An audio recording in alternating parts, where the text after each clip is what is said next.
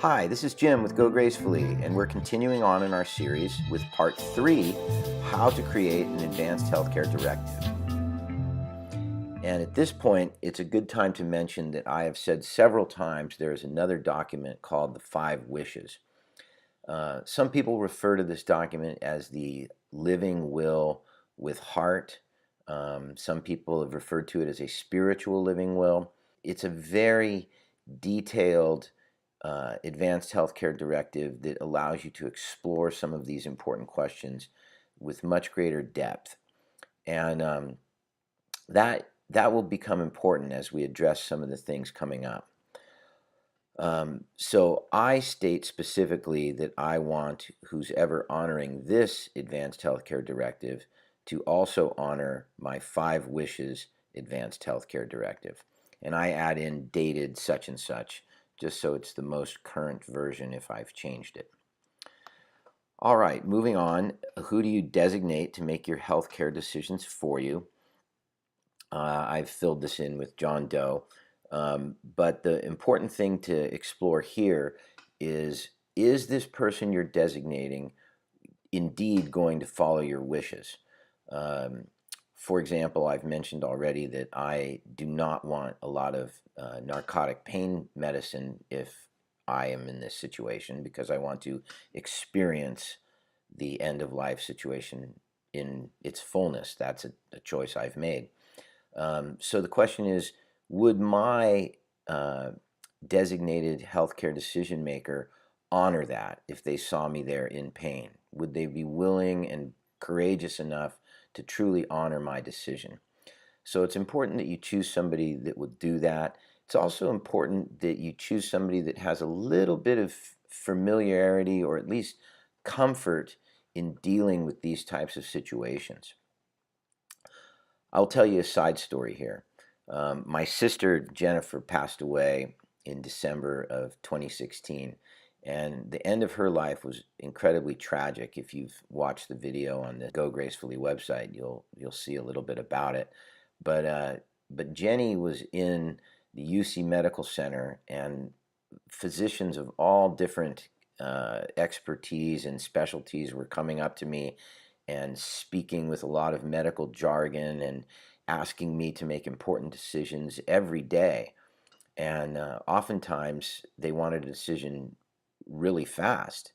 Well, I was blessed in the fact that I had a career as a paramedic, so I was able to speak some of their language, but other times I had to tell them time out, and I would then go and do some research as to what exactly they were asking me to make a decision about. So again, your medical power of attorney, or in this case, your healthcare decision maker, you would want them to have enough savvy to not only speak on your behalf, but be adept enough to research out and make valuable decisions on your behalf. So once you've designated this person who's going to make these decisions, you can specify an alternate. And in this case, it's wise to specify an alternate usually. So I chose Jane Doe, John Doe's wife, and her address, phone number, and all of that information. And then they ask you one more time if you'd like to choose a second alternate agent. In this case, I usually choose no when I've completed these documents for others, just because it does get to be a bit redundant. But if you're choosing people that are getting up there in age, it might be wise to specify a third or even a fourth. Moving along, it now begins to ask questions about what your medical power of attorney is able to do.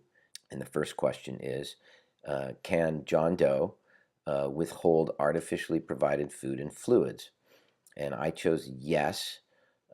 And my general philosophy on this is, if you've chosen this person wisely, then it's best to give them the full amount of latitude.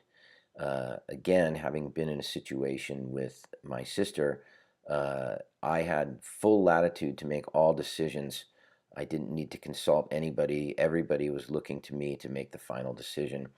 And that is a valuable tool to have. There is provisions in some of these where you can designate two people to make the decision, co-agents.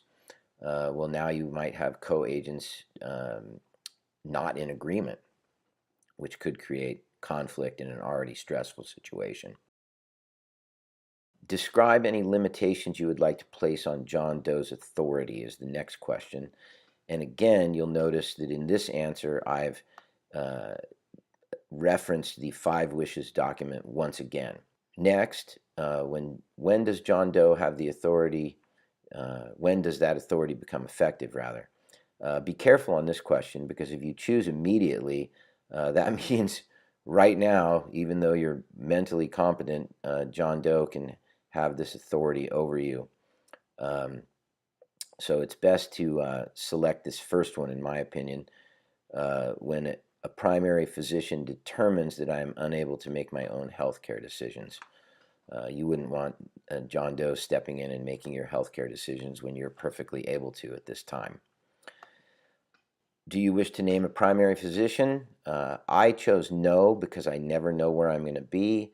I never know what hospital my body could be taken to after a car accident. If my healthcare agent showed up and 2 physicians there felt that I was unable to make my own decisions, I would want my healthcare agent to immediately be able to exercise his or her power for making decisions for me without having to track down my primary physician, who could be on vacation or on the golf course or something like that. So that is why I personally choose no on this question. Who will acknowledge your signature? 2 witnesses or a notary public. Either case, it could be legal depending on the state you live in. If you've chosen the correct state at the beginning of this document, it will only give you the choices that you have available to you. It never hurts to have a document notarized. Sometimes witnesses are hard to track down if they need to be tracked down, whereas a notary can usually stand on its own authority. And then on this question, you can leave those witness boxes blank or fill them out. I like to leave them blank for people that I help create these documents for, and the reason is simple. They may have 2 people in mind. They may have completed this document. They may have filled it out, and then one of their witnesses all of a sudden can't show up for some reason, so they pick an alternate at the last minute. Well, if that's the case, then when you go to execute the document, you have the ability for that alternate to just write their name in. All right, we are just about done here. Finally, you are asked here at this point to create a Rocket Lawyer account. So let's talk about this a little bit.